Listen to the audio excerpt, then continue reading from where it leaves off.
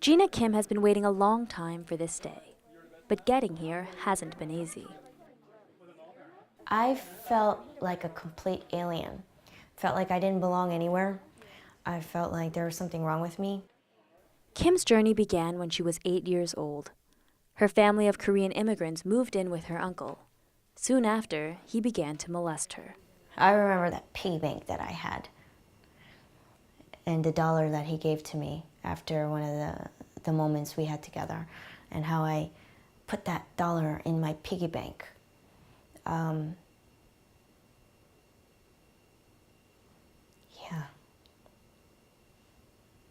I never forget that. The abuse went on for 6 months, even though she went to her mother for help. I didn't tell her exactly what he was doing. I just said that he touches me funny. And she pretty much just told me to be quiet, that it was the Korean tradition, that, that he's just trying to tell me how pretty that I was. After her family moved out of the uncle's house, Gina seemed to recover. She did well in school and was a New Jersey beauty pageant winner, but inside she was still devastated by her ugly secret. As a young adult, she became more and more depressed and eventually dropped out of New York University. And then, incredibly, she was abused again. At 21, I was raped at knife point by a stranger, and just a few months later, then I had a date rape incident. Then on September 11th, Kim was working at Lehman Brothers just a block from the World Trade Center. Kim made it out alive, but the trauma left her suicidal. Kim went into therapy and tried everything from yoga to acting classes. It took years, but she finally hit a turning point.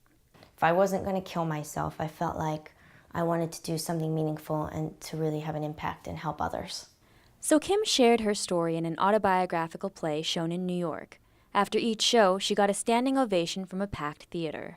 There was something about this play, and I think it was just putting my whole life out there in the open that I'd never done before publicly, to the public. That freed me. Kim and her friend Annette Beatrice are now adapting the play into a film where Kim plays a version of herself. And action. It's a story of a woman who is having to deal with her past, her present, and her future. The name of the film is Indelible, which is obviously something that cannot be erased.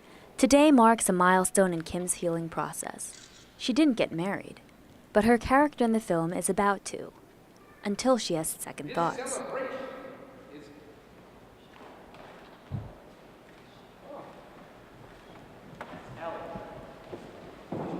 As she flees the wedding, she confronts her mother. I was raped!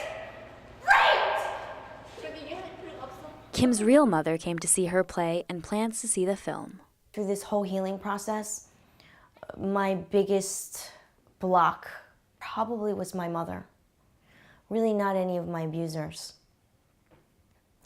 So having her come out and see my play and support me, and to finally just listen to me, it gave me a level of freedom that I've never felt before. Kim founded a nonprofit to help victims of rape and incest through art. She says she will continue speaking out against sexual abuse and hopes her story will remind other victims that healing is possible.